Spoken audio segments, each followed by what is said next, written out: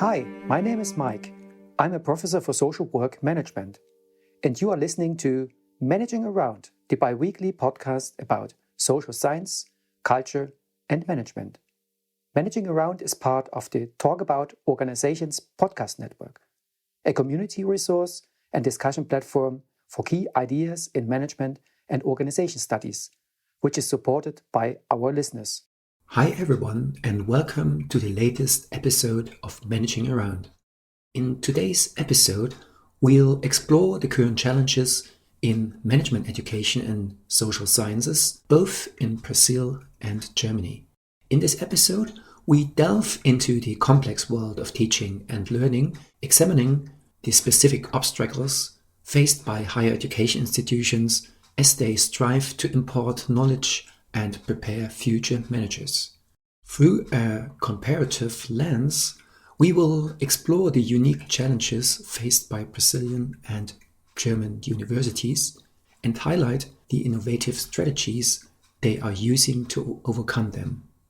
My colleagues from Brazil, Renata Klafke and Claudia Tania Picinin, and me recently published this research. Join us to discover this important and timely topic and discover what the future of management education in the social sciences holds in those countries. We'll start with the Brazilian case and then move on to the situation in Germany before we'll conclude with some observations and implications.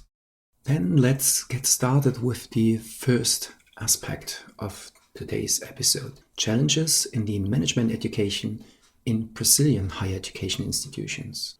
Management education in higher education in Brazil began in the late 1960s with the creation of management departments and the growth of governmental institutions. Ever since, its development is related to the following three challenges. Challenge 1 is that professors often have to teach in fields outside of their expertise, which affects the quality of teaching and learning. Despite the objective of training professors to avoid this situation, it remains an issue. Challenge 2, the lack of government support for partnerships between universities, industry, and society. Usually, partnerships are initiated individually by professors. Challenge 3, there is a shift towards active learning methodologies where students are more engaged, but implementation often faces challenges due to the teacher's unpreparedness and unfamiliarity with technology. Improved problem-solving skills are of paramount importance for all fields of teaching. Brazilian management education professors in federal institutions of education must comply with higher education law. The law dictates that professors must work either full-time with 40 weekly hours dedicated to academic activities such as teaching, institutional administration, and research, or part-time with 20 weekly hours of work. Those who work 40 hours a week with full dedication limit their opportunities for gaining new experiences and interacting with the market and community, resulting in outdated or purely theoretical lessons. The number of management courses in Brazil has increased dramatically, but the quality of the courses and the preparedness of the professors are still problematic. Professors need didactic and pedagogical training for effective performance in the classroom. A lack of motivation in Brazilian society to value education, combined with the need for skilled teachers who understand student realities and aspirations, is important for a positive learning and teaching process. In future, an ideal combination is a blend of theory and practice to unite classical universities with technological ones. Technology universities in Brazil were established in response to social and technical developments and a demand for a skilled labor force. The teaching staff plays a crucial role in shaping practical and innovative professionals. But there is a lack of formalization of the profile and the functions of technology university professors. causing them to align more with the traditional universities rather than having the unique characteristics of technology universities. The problem lies in the teaching and hiring requirements, which follow the same model as traditional universities. Let's continue with the challenges of management education in German higher education institutions. Compared to other societies, German public universities often face budget limitations, lack of investment, and outdated teaching methods. But more tech-focused universities have closer ties to industry, leading to a greater impact to society. These collaborations benefit both parties. Organizations access a cheap, well-educated workforce, while universities contribute to knowledge consolidation, research and development, and intellectual property growth. A theory-practice transfer leads to knowledge and innovation production. Universities of applied sciences, the so-called Fachhochschulen, originated in Germany in the late 1960s and 1970s and have been adopted in other countries. Unlike traditional universities, they are more focused on practical applications and offer degrees in various professional fields such as engineering, business, and arts. Fachhochschulen also conduct large-scale research projects, and some have been granted the power to award doctorates. Establishing such kind of universities that provide practical education is subject to innovative teaching models and further competition. Professors may need theoretical and practical expertise.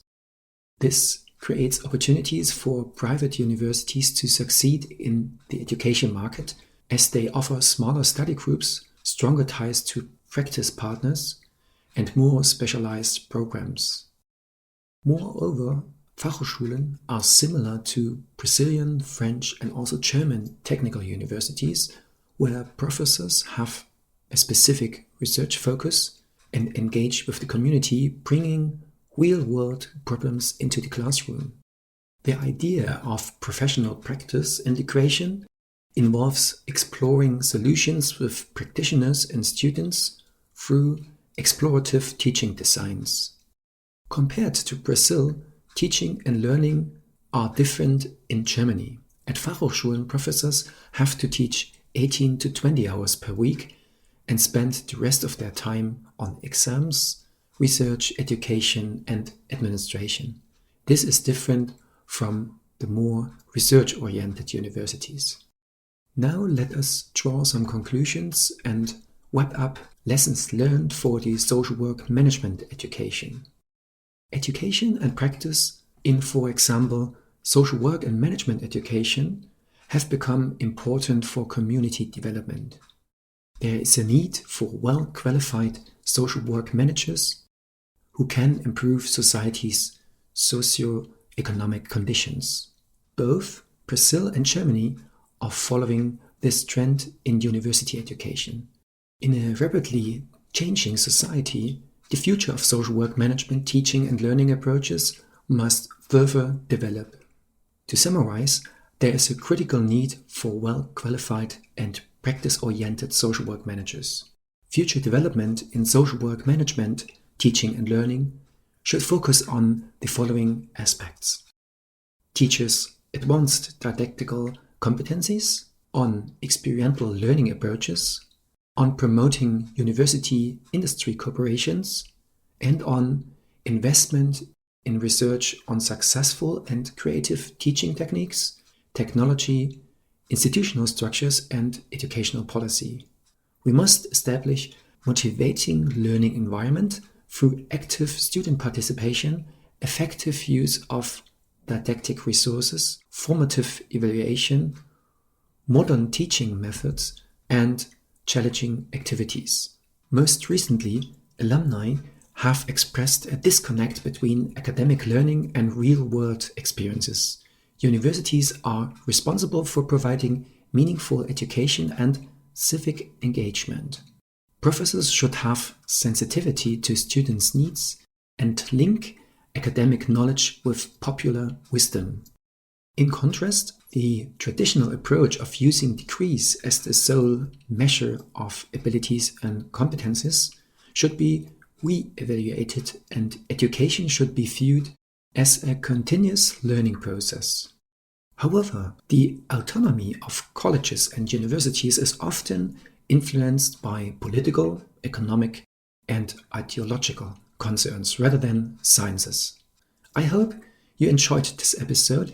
If you are interested in this kind of research, please contact me or scroll through the article mentioned in the show notes.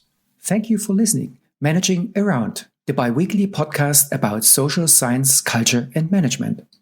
Managing Around is part of the Talk About Organizations podcast network, a community resource and discussion platform for key ideas in management and organization studies, which is supported by our listeners. If you liked this episode, please leave a review on your favorite podcast website. There's also a link in the show notes. If you've got any thoughts on this episode, or if you've got any idea about new podcast topics or questions you'd like to discuss, send me an audio file or voice note to hi@profmanagement.de. For any non-audio comments, drop a tweet or DM to @profmanagement on Twitter or Instagram, please. For more information, visit my website www.profmanagement.de. Thank you for listening and see you next time.